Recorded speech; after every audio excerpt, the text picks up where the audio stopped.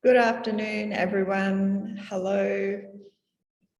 Thank you for joining us for the final session of the governance webinar series that we have been delivering. And we've had Derek Lundberg with us to share his wisdom about governance through all of the training he's done, as well as the real life experience he has in working with a range of nonprofits as well as corporate enterprises. And this is our final session where the topic is strategy and risk. And I think you'll find that it's really helpful, obviously, for people who are on boards, board members, but also for managers who are working in this space. There'll be some practical examples and tools discussed today. But before we go further, I'd like to start by acknowledging the traditional owners of the lands on which we work and meet. And I am joining from the land of the Yagara and Turrbal people. And I'd like to recognise their continuing connection to land, sea, community and culture, and pay my respects to elders past, present and emerging, and acknowledge any Indigenous colleagues we have on the call.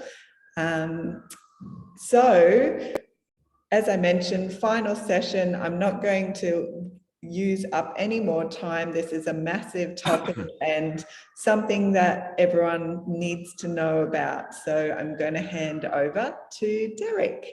Thank you, Derek. Thank you, Anna, and good afternoon, everyone, for our final governance webinar. So today it's about strategy and risk. And here we have two areas that we're bringing together into one webinar. And the reason we do that is because these two areas of governance, of two roles of the board, if you like, need always to be considered together. They're not two separate activities. They are often brought together. And it's an important role of the board to set the strategy, to make decisions. At the end of the day, when you say, what are you there for as a board? It is to make decisions. And those decisions, though, because they're board nature, they're high level in the organisation, they tend to be what we call strategic, and those decisions should be made within a framework of risk. And so that's why we bring these two together in this final webinar. So what are we trying to do today? Firstly, we're going to hopefully achieve common definitions of strategy and risk, because again, these are terms that are used throughout organisations throughout the world. We engaging in strategic finance or strategic HR, or I have a strategy for this or I have a strategy for that. And so it becomes important to understand, what do we really mean by the word strategy? And the same with risk. Risk is also one of those terms that gets thrown around a bit. And so it's important we understand what we're talking about here.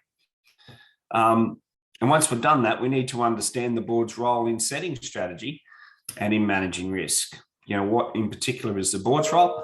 And in that discussion, we'll touch then on what's the difference then to manager's role with respect to strategy and to risk. And then finally, we're going to summarize, what have we learned from all this, of these two worlds, or these two very important areas of governance. So we are treating them as two separate areas, and the first one that we'll talk about is the area of strategy. There are many definitions and many perspectives. In my earlier days as an executive, I remember my managers coming to me, and one of the organisations I was responsible for had very large facilities, and those facilities, had very expensive cleaning bills that had to, very expensive cleaning costs. And I remember one of my executives came to me and said, Derek, I've got a strategy to reduce the costs of cleaning our warehouses. And I said, well, you haven't really got a strategy for that. That's not really a strategy. Our competitors at the time were Coles and Woolies. And I said to him, does Coles and Woolies have a strategy for cleaning their facilities? Not really. It's not really a strategy. It really is something that we have to do. very important, very expensive. And yes, we need plans around how to reduce those costs, but it's not necessarily a strategy. It's not something that sets us apart from our competitors. It's something we have to do to play on the field, to get to be in the game, what we call a hygiene issue, where we have to reduce our costs of cleaning in that situation, not really a strategy. And this is just to highlight the way this term strategy perhaps gets kind of thrown around too much. And so what we're talking about here, there's a couple of definitions you've got there on the screen. One is it's a purposeful orientation towards success in a complex competitive environment. So it is about a plan for the future, okay? A strategy describes how the organization intends to create value for its members and its stakeholders. A strategy is as much about an ongoing interactive process as it is about the creation of strategic plan itself. And what that means is many organizations, spend some time developing their strategy. Many of them do that, go through this process every year, develop their strategy, finalize their strategy, and then it is perhaps documented, and then everybody celebrates the success of finishing the strategic plan. And then for many sits on the shelf until next year we come around and we do it all again. And strategy is much more than that. Strategy needs to be reviewed, particularly at board level, in an ongoing sort of way, because things change out there, things that are out of our control. And so strategy and the plan needs to move around, needs to be some contingencies around, and only by living and breathing it, only by being a strategic board, can we monitor that and adjust as things happen. So the notion of creating a strategic plan, publishing it, perhaps publishing it in our annual report, and then coming back to it the next year is really only going through the motions. And that's not really what it's about.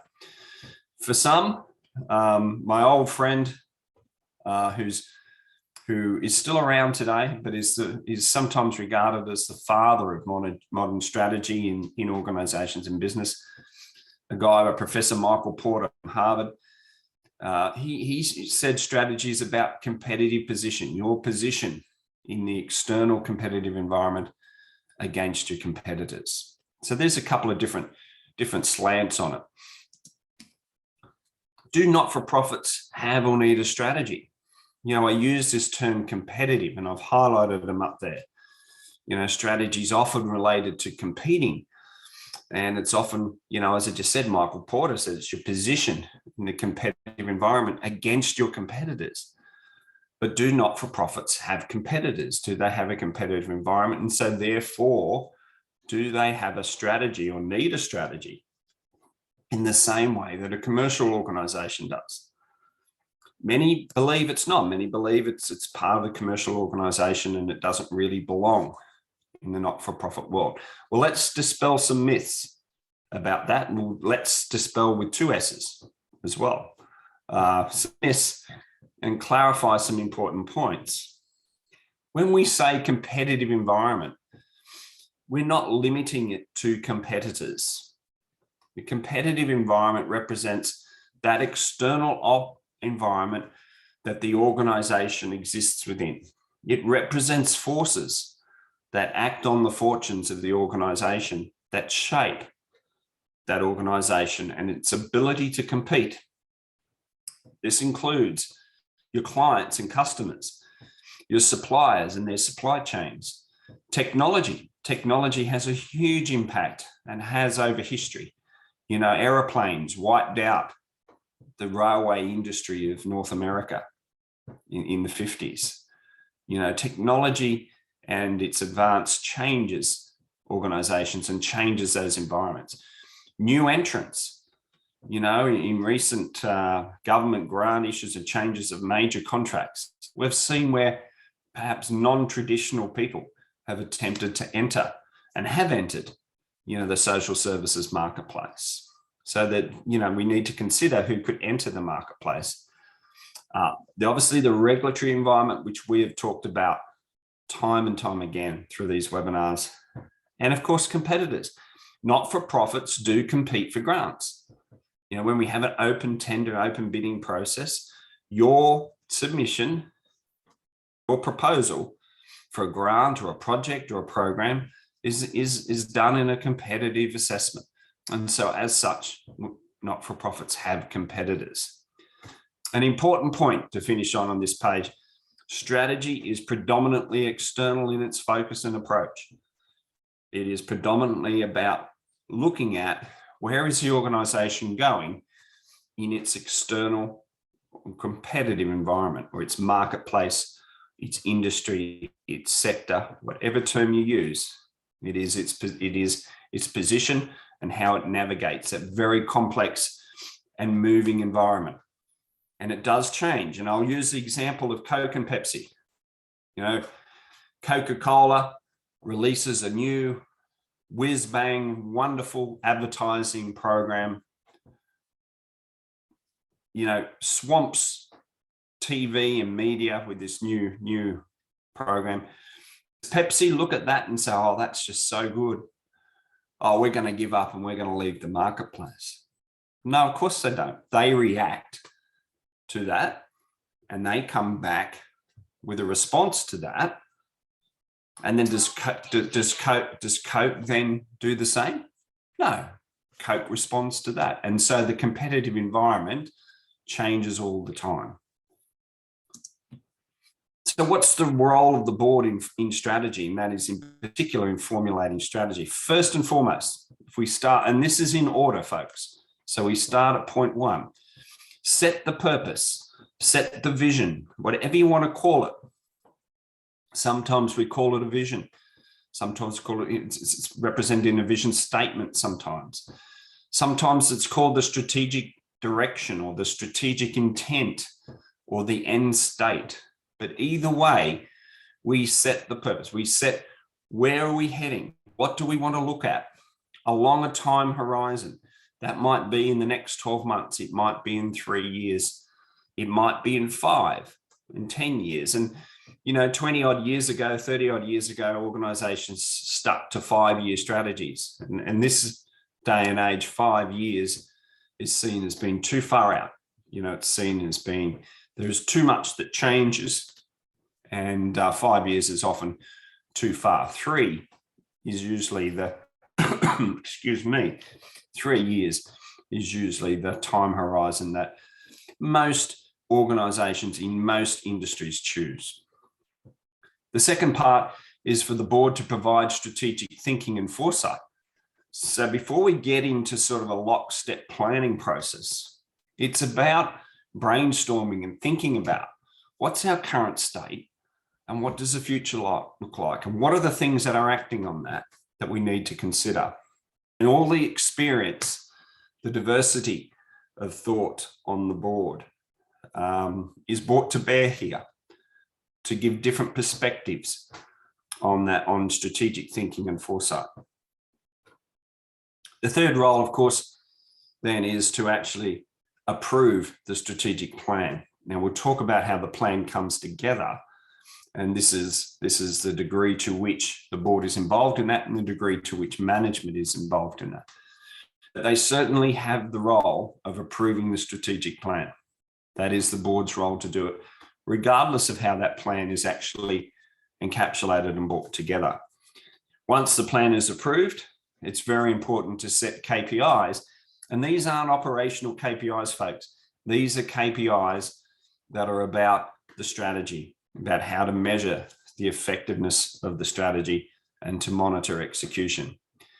And then as the plan is executed, there will be along the way decisions and contingencies and changes to that plan, and it's up to the board to approve that. And that's what we call strategic decision making. The level of the board's involvement is along a continuum. Okay. And on one side, we have where the board simply approves the plan. The plan is presented to the board, not usually in one session. It's usually, you know, over a few sessions, presented by management usually. And the board either approves or sends it back to be redone or modified or tweaked or whatever. That's at one end of the scale. At the other end of the scale, the board itself develops the plan. Okay. So this is the level of involvement between the board and management. So at the approve only end, management is charged with actually pulling the plan together. At the other end of the scale, it's often the board that pulls the plan together. And that depends on the board and management's capabilities and skills. So whether there are particular skills on the board or in management to develop the plan that are used as a resource here to do this, or the circumstance requires perhaps major strategic or transformational change in which the board may be more involved in that planning process versus a plan that requires just tweaking or modifying the plan from the previous iteration. So those things dictate how involved the board is in the actual planning process. Okay, so you might have in the middle, for example, it might be a joint activity between the board and management to pull that plan together. Okay, there's no one size fits all here. But an important point as we leave this page, it is up to the board to approve the plan. Okay, they've got to own it. At the end of the day, they approve that plan. The strategy development process, well, first and foremost, it starts with having a clarity of purpose. Again, that clarity of what is the end state, what is our strategic intent, what is our vision. In many cases, vision and vision statements are things that get, posted on meeting room walls and boardroom walls, and they're a bit esoteric, perhaps a bit fluffy, and they most certainly have to be ambitious, but they also have to be quite, definitive in terms of what that vision is saying. So those vision statements are a little bit kind of aspirational that don't really say too much about what the end state looks like. They're not really fulfilling the role of what we're talking about here in terms of providing clarity of purpose. As we move down here, if you look on one side of the screen here, and I'm always confused if it's your left or my right, but we are starting at the broad. We are starting with a lot of different pieces of information. We are not wanting to close our minds too early here in developing a vision, developing an end state. We are trying to get everything on the board. We're trying to, consider all options. And then as we go down the page in our strategy development, we get more and more specific until we get to point 4, where we are very specific, where we're about hard plans, hard facts, hard numbers, and KPIs. So the second one is engaging in strategic thinking. And there are 2 elements to that. That is insights. So those insights are really, really coming to grips with what is the current state and really being absolutely truthful to ourselves about what is the current state of our organization and where its business fits, particularly in that competitive environment. And then secondly, having foresight. What is our view of the future? What do we think the view of the future is? We've just had a change of government. If you were doing our strategic planning 3 months ago, part of the foresight would be, could we have a change of government or not? And so there are elements, strategic elements that are discussed in the area of strategic thinking. And from there, we then, the process of strategic thinking, we then move into a fairly formalized lockstep strategic planning process. We get into some deeper analysis, and we'll show some of that analysis in a moment. We get down to identification of options. What are our alternatives? And whenever we look at alternatives, we've always got to look at, well, let's do nothing. That is almost like the baseline. If we don't do anything, what does this organization, what does this business look like? We get into decision making. We then look at, is the organization ready? Does it have the resources, the capabilities, the skills, the intellectual capacity, if you like, to deliver that plan? And then finally, we must determine some KPIs, some strategic board level KPIs around how we're going to measure the effectiveness of this plan. We look at 4 areas, folks. We look at the appropriateness of the plan, its feasibility, how doable is it? Is it sustainable? Is it something that we can do, month on month, year on year? And then how are we going to hold ourselves as a board and management accountable for that plan? How are we going to be accountable to our members for that plan? And then finally, once the plan is signed off and we get into the mode of executing, it is about executing the plan, monitoring it, and also very importantly, aligning the culture to that plan. How do we bring everybody with us? Here is our purpose. Here is where we're going. This is our clarity of vision. How do we get everybody to say, this is where we're going, come with us on the journey? And here we get into aspects of leadership, of being inspirational and how to have a conversation as opposed to a presentation to bring people along on that journey. That clarity of purpose must also consider, of course, the purpose of the not-for-profit, which is, as we've discussed before, quite a very important aspect of not-for-profits, and also in particular, quite a unique aspect compared to commercial organisations. So that's our strategy development process, from the broad to the specific. I thought we'd just cover what are some of the strategic analysis tools that are available. There are a lot of them. I've got a big textbook on my shelf over here to my right, that gives me like a dictionary, if you like, an encyclopedia of strategic analysis tools. Here are some of the more common ones. SWOT, strengths, weaknesses, opportunities, and threats. Now, I can't see you raise your hands, but I'm pretty sure if I ask the question, who has ever come across SWOT before, had to do a SWOT in whatever capacity, a lot of people would answer, yes, I've heard of SWOT before. Very commonly used tool, very easily understood. Strengths, weaknesses, opportunities, and threats. Easy to do. You don't necessarily need to bring a consultant in to do a SWOT. However, it is generally poorly applied.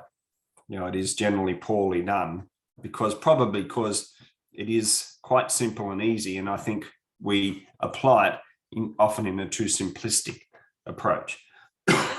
Excuse me.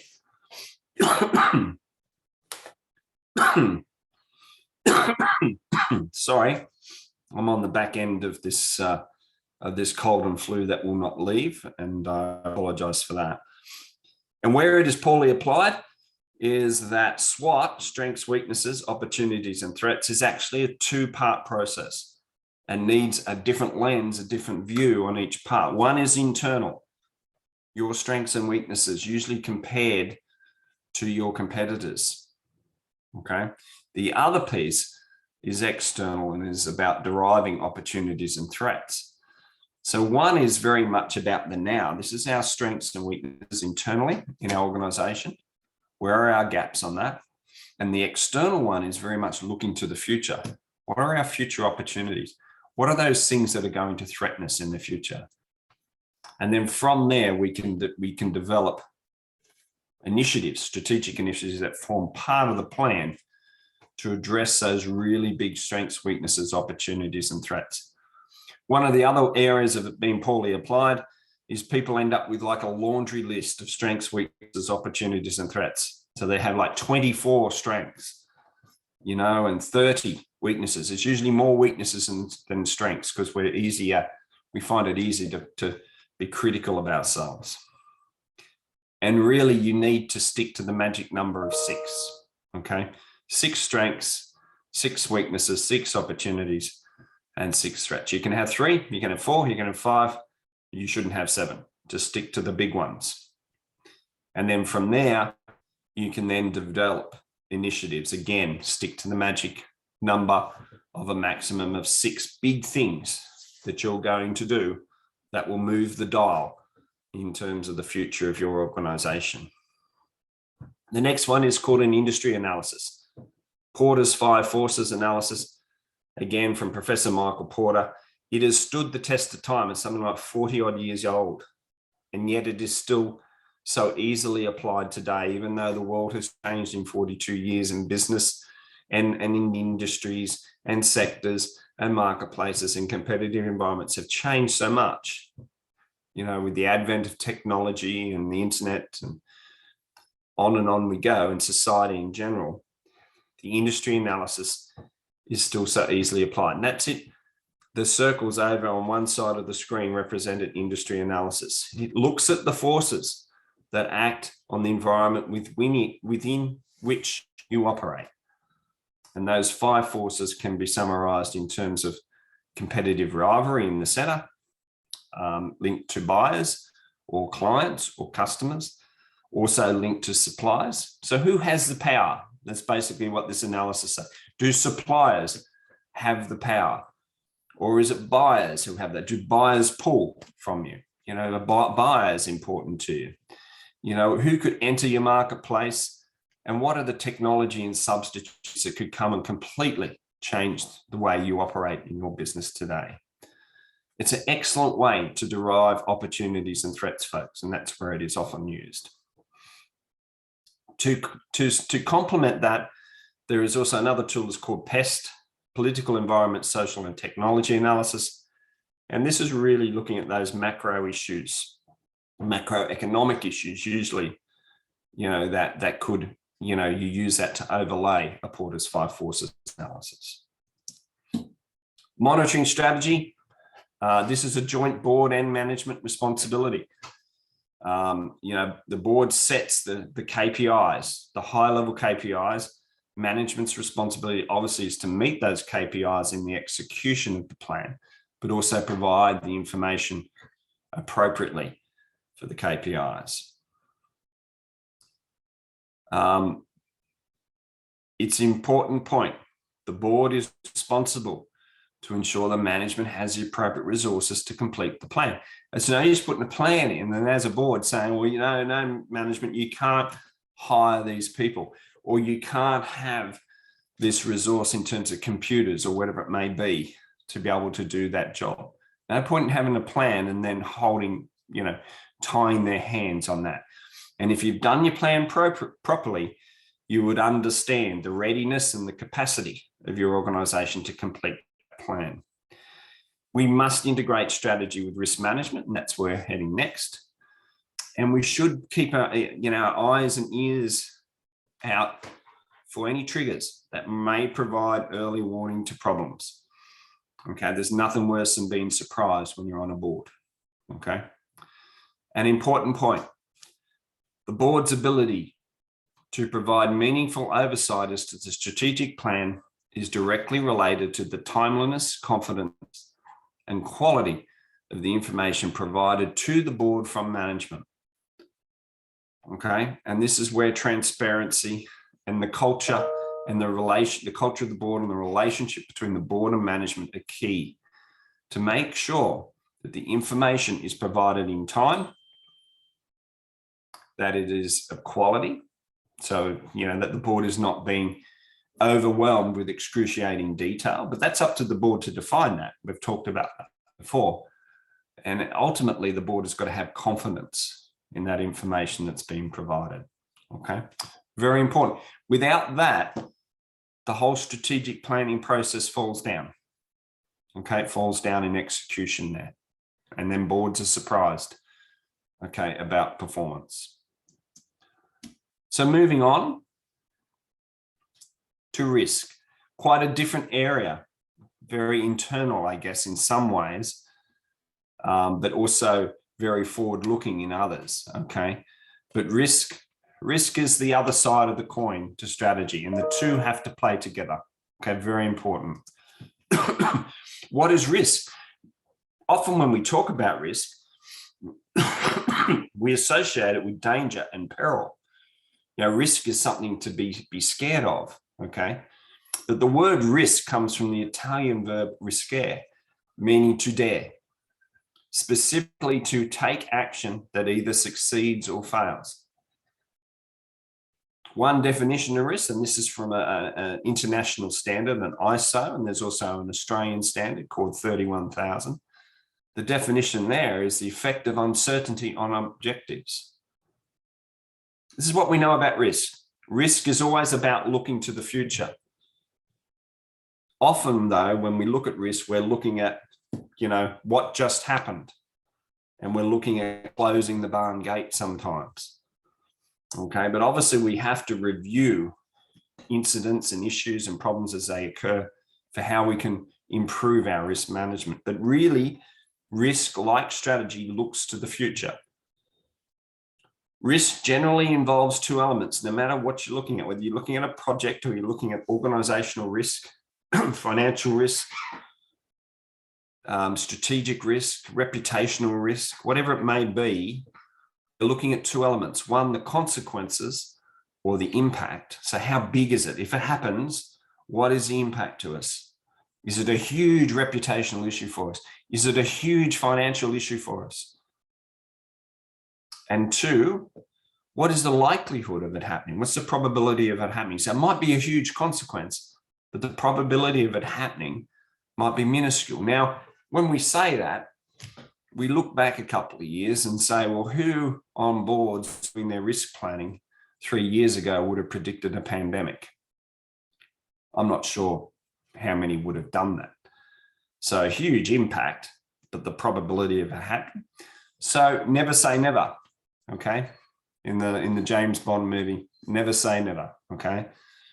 To move forward, you have to take risk.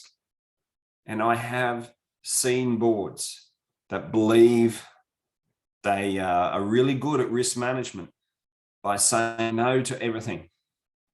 Everything management want to do, they say no because of risk. And that's not risk management, folks. To move forward, you have to take some risk. And the whole risk management from the board down is all about how much risk can we take? How much risk are we willing to take to back ourselves into that strategy or that strategic decision that we're taking? That's very important. And I have seen not-for-profits sit on big bank accounts that is basically, public money, and they sit there, waiting for a rainy day. No, I'm not saying don't do that. I'm not saying it's bad to sit on a big bank account. But what I'm saying is, if complementary to that, you're saying no to everything and you're not changing, you're not moving forward by backing your strategies in and perhaps investing it where it needs to, then it may not necessarily be an appropriate strategy and risk management system that you have. The types of risk, first and foremost, strategic risks. Now, the board doesn't get involved in every risk issue. Remember, we talked about this grey line, that this is the board's role and this is management's role. And we said right from the very first webinar about not confusing those two and not getting grey. And risk is an area where there is subject, I guess, to boards sometimes getting involved in too much detail. And it's important that the board take a view of what areas of risk they are involved in. Now, strategic risk is that risk that affects its ability to achieve its strategic objectives. They generally have quite significant consequences, and as such, the board is most concerned about them. Okay, it could be climate change. It could be a change in consumer or competitor behavior. It could be a change in government policy. And we have seen that, folks, in not-for-profit. We have seen where changes in contracts and programs have significantly impacted the future of not-for-profits for good and sometimes for bad. Okay, positive and negative changes in the economy. A failed strategic plan is in itself a risk. The loss of the CEO. So the appointment of the CEO is a very strategic issue. The loss of the CEO is a very big strategic risk issue. Okay, always, doesn't matter what size organization you've got, the change in CEO coming in or going out is a strategic issue and one that is of concern to the board. Financial risk, again, this is an area that There's a lot of board of attention in, but in some respects is also in management as well. So this is kind of the in-between area, if you like.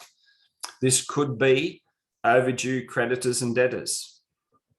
And this is something that when it's small overdues, so when we measure, the amount of money we owe people, the amount of money that people owe us, it's usually measured in how many days overdue it is. Now, if it's only a few days overdue, it's not a big risk, but if it is allowed to creep out to be 6 months overdue or whatever your time frame is, then suddenly or gradually perhaps that has become a big risk that the board should pay attention to. But it's certainly an area of risk that management should always be across. Project spend overruns. These are things that sort of creep up on you. Start a little overrun, then the little overrun becomes bigger and bigger. And as time goes on, that overrun becomes to the point where there's nothing we can do about that anymore. And it becomes a case of we just have to finish this project because we've spent so much.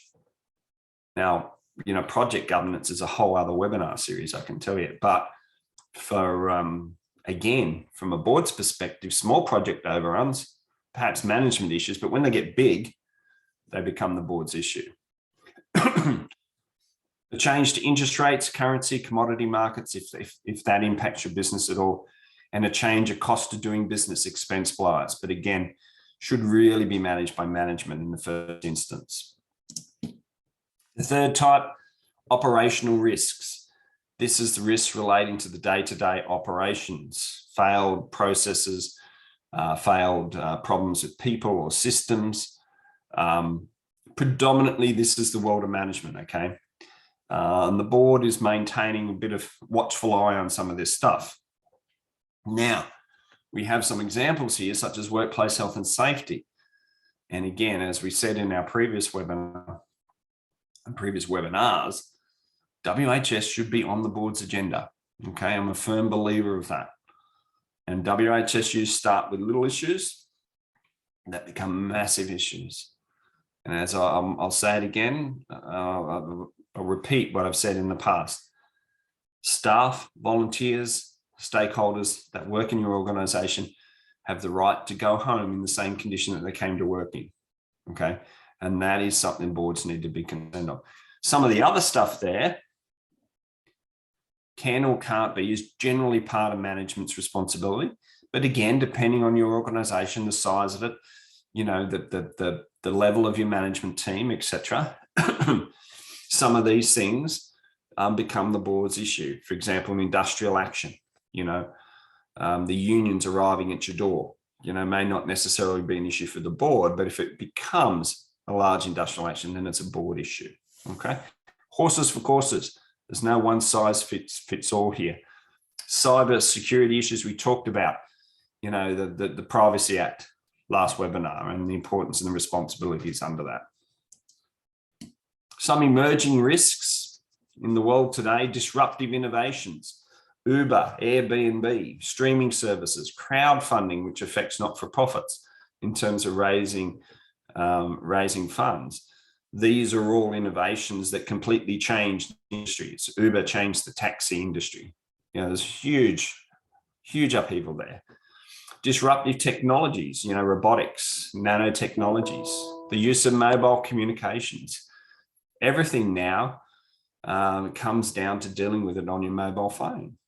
Now just think about that. A few years ago, we wouldn't have even considered that everything was done by phones. What is the marketplace for digital cameras right now when mobile phones have such, high resolution camera capabilities on them? What's that done to those markets? What did digital films and technologies do to Kodak and the film? Have a look at those case studies with what it did to their business. Global risks, pandemics, need I say more? Extreme weather events, terrorism, climate change, social media. Who is the customer? How safe is the space? People can hide in the world of social media. Excuse me. Interdependency, okay, where we have a global shock, such as the subprime mortgage failure in the US. What did that cause? It caused in 2008 the global financial crisis and the global meltdown, almost as big an issue as the pandemic was back then. Cloud computing sends data security into a global scale. Cyber security is seen in a business survey in 2020 being in the top 3 business risks, and we are suffering it all the time, aren't we? We're getting the spam, and we're getting the hackers, and we're getting the people trying to defraud us on a day-to-day basis. We are coming closer and closer to the criminal element, which we've never really seen before in generations gone by. And of course, ESG, which we've talked about before, the increasing levels of scrutiny as to how organisations perform with respect to environmental, social, and corporate governance. What's the board's role with respect to risk? Firstly, set the risk appetite. Risk appetite, very simply, how much risk are we willing to absorb against different issues? How much can we really take? It's not a yes or no answer. It's not a binary response. What is the structure for managing risk within my organisation? How do we embed risk management into the governance processes? And therefore, as we've talked about, starts at the top into the culture of the organisation. How do we as a board supervise and monitor risk?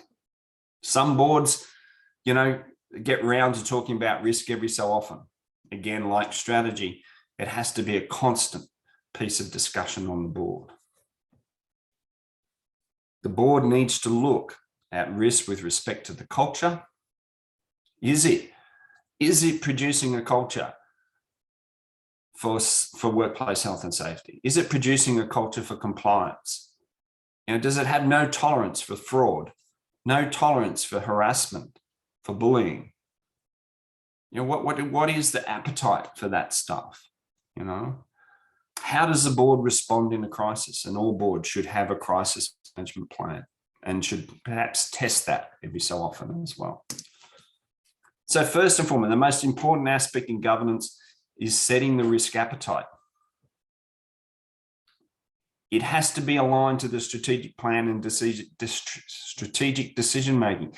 When a plan comes up for approval to the board, however involved the board has been, whenever a decision comes to the board, then it must be considered, amongst other things, it must be considered with respect to the risk appetite. Does this fit into our risk appetite? Or is this extra risk, this decision, that we're going to have to consider? So the risk appetite underlined there is the amount of risk the organisation is willing to pursue to meet its goals. So it's no use having grandiose plans and a brilliant vision, end state vision, and then not be prepared to act on it. And so we need to calibrate those two aspects. It can be in different forms, particularly it's in the form of a risk appetite statement, which is usually published. Okay. The statement will often include risk tolerances. So sometimes the upper and lower limits. So sometimes it's a range of risk, sometimes measured in dollars for different risk areas. For example, the organisation may have some tolerance for risk with new business ventures, such as mergers and acquisitions, but no tolerance for risk within workplace health and safety or fraud. This is an example of a risk appetite statement from a not-for-profit. So it detailed all its risks: strategic, financial, fundraising, innovation, program. And you can see there it had a high tolerance for strategic risk, low tolerance for financial risk, fundraising risk, innovation, program risk low, advocacy risk. So in other words, were they willing to take a risk to stand on for what they believed in for their clients? That's pretty cool. Yeah. So they're willing to put their risk where their mouth is, I guess. Reputational risk low, fraud and corruption, no tolerance, zero tolerance for that. Compliance low, accepting that things happen, okay, but very low tolerance for that. Human resources low, so there's an expectation that we both comply with the law, but also the way we treat people that work for us. Information technology, low for available systems, but no tolerance for misuse of information. That's interesting, that's been broken down. And then operational risk low. You notice there's no medium. If you did a traffic light, red, amber, green, whenever I see traffic lights, I get worried because everything ends up amber. Everything gravitates to the center, and that's always a worry when I see that. So this is a good risk appetite statement because they've sort of, gone the two ends, low or high, high or no, basically. Okay, but there's no kind of medium there. A risk management policy clearly articulates the organization's approach to risk in terms of how it comes up with the risk appetite. It provides clarity of the roles between the board and managers. It must be communicated to all levels of the organization. No point in having that policy and nobody knows where it is. And an important point, folks, and this is the reason why I mentioned it, some government contracts in social services will require such a policy to be in place, and they'll perhaps audit that policy. Not just come and look at it, but also say, show me the minutes of your board meeting where this board, as it says this policy, discusses risk and how it manages risk. Okay, that's there in many not-for-profits, that requirement. A risk assessment, if we were to be assessing a particular item, issue, occurrence, a future event, whatever for risk, we would start by one, identifying the risk, performing some risk analysis, determining the consequence, that is the impact, probably in dollar terms. 4, determining the risk likelihood. So what's the chances of this occurring? We then map that on a matrix of impact versus probability. Then we then evaluate that risk and we take actions. And then those actions are often called controls. We talked about internal controls a couple of webinars ago, and we always review the effectiveness of those controls. So this is where audit gets involved in risk, in terms of reviewing how good are our controls. Because if they're not good enough, then we're introducing risk and we need to tighten those controls up. Ways to treat risk if we find it. First one, we can try and reduce it or mitigate it. So we can either reduce the probability of it occurring or reduce the impact. Okay, boards and management systematically reduce the risk, probability of the risk occurring. After we apply those controls, the risk that's left over is called the residual risk. Quite often we can never bring the risk down to nothing. There'll always be residual risk there. That residual risk is often regarded as the acceptable level of risk and is in keeping with the risk appetite. Another way to treat it is to avoid it by just not doing that activity or stopping it, okay? Or we can share it. We can move it to a third party, and the usual way of doing that is through insurance. Insurance, it's a good tool, but again, it's usually, like we said last time, caveated with terms and conditions and things like that. Or we can accept that, if there's nothing we can do, it is just there, then we have to be prepared to withstand the consequences. Hopefully, most of our risk doesn't fall into 4. Okay. Some risk will always remain high due to the nature of business. And sometimes we just have to accept that and have our crisis management plans ready for if that risk should occur. This is what we call a heat map. So this is effectively, okay, an axis here of probability and one here of impact. So we go from 1, insignificant, up to catastrophic. And organizations have these categorized by numbers, if you like, and it's usually dollars or however that can be measured, but it's usually dollars. And then the probability is also categorized from almost certain to occur down to may occur, but it would be rare and exceptional. Okay. So something down here that is exceptional and insignificant is a low risk, it's green. Something up here that is most likely to occur and it is catastrophic, that would be an extreme. And again, the organisation characterises this as extreme, high, medium and low. Bit of a traffic light there, but I guess I have to live with that, don't I? So we then map, the purple line here is interesting. That line is the risk appetite. You know, the appetite for the general risk appetite, the organisation. So we can actually plot in these risk maps, and sometimes risk maps might be different for different types of risk. But on there, we plot that risk appetite.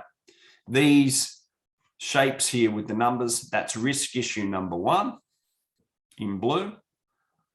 The arrow represents the controls we apply. After we apply those controls, the residual risk reduces down to there. Okay, and this is an excellent way to present to the board or management, to present to staff their risk analysis, that what's called a heat map. Okay. ALARP, as low as reasonably practical. And the only reason I include this is there is a point, right? We can't go way down one end of the scale on this. There is a point where the cost, the resources and effort get to a point that don't justify the risk. Yeah. So you can't reduce it any further, whereby by reducing it further, you're expending more costs that at the end of the day, it's disproportionate to the benefits gained. So it's just something to be aware of in some cases, okay, as low as reasonably practical, okay? So, you know, it's not a case of you know, overshooting here and doing everything you can to reduce it to zero, and at the end of the day, it's actually cost you more than having the risk in the first place. Organisational structure, different ways to do this. Firstly is that the board, in its governance responsibilities, just do it themselves. Smaller boards do this. There's no committee. Okay, they review risk, etc., with management. Sometimes, you know, if a smaller organisation, you might find they're fully involved in it. Or the board could employ a committee, audit risk committee, not-for-profits, often called finance risk and audit committee, or FRAC as they're called. Okay, they're often combined into a committee that, you know, coordinate internal and external audit, coordinate the risk management activities, coordinate the reporting. But remember, when you have a committee, you can't obfuscate your responsibilities to those committees. It's up to you to make your own inquiries. Sometimes risk can be managed within management itself, and in some bigger organisations, they have their own internal function around audit and risk.